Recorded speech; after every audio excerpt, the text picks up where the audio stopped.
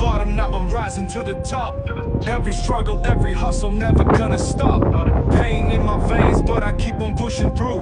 Dreams in my mind and I know what I gotta do. From the streets to the stage, it's a journey, it's a fight. Every night, every day, gotta keep my goals in sight. No pain, no gain, that's the motto that I live. Every scar, every tear, got so much more to give. No pain, no gain, we rise above the flames. Through the fire, through the rain, we embrace the change. No pain, no gain, we conquer every chain. With the struggle comes the strength, we will never be the same.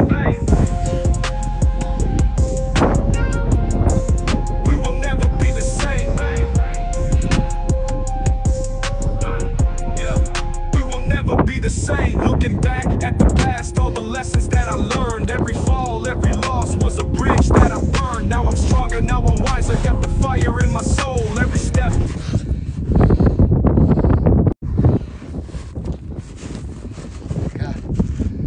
Чуве,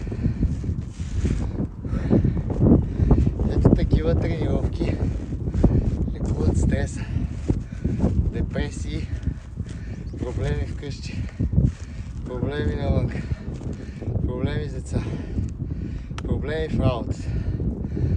Навсякъде проблеми, само проблеми. Всеки човек има проблеми, хора.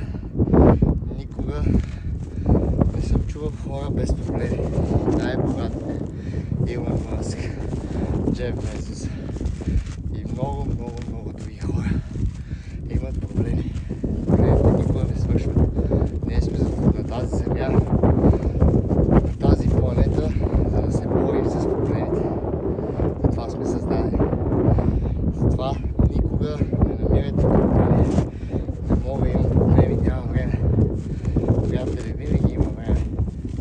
Ще ви разкажа, сега почнахме с колегата, ще снимаме подкаст. Ще ви разкажа малко повече за моя живот. Ако трябва да честен, бих ви разказал целия си живот, който никак не съм преживявал. Малко неща от към лошата страна, имал съм и хубави моменти, естествено. Много лоши неща съм преминал и все още преминавам. Мисълта ми беше, приятели, че винаги има време за тренировка. Винаги мога да отделите 30, 40, 15 минути, 20, независимо 1 час от времето си, независимо с какво се занимавате. Този час, който отделите, ще го махнете от графа приятели или там какво друго се занимавате или правите. Пушите, пиете, тусите се, не знам.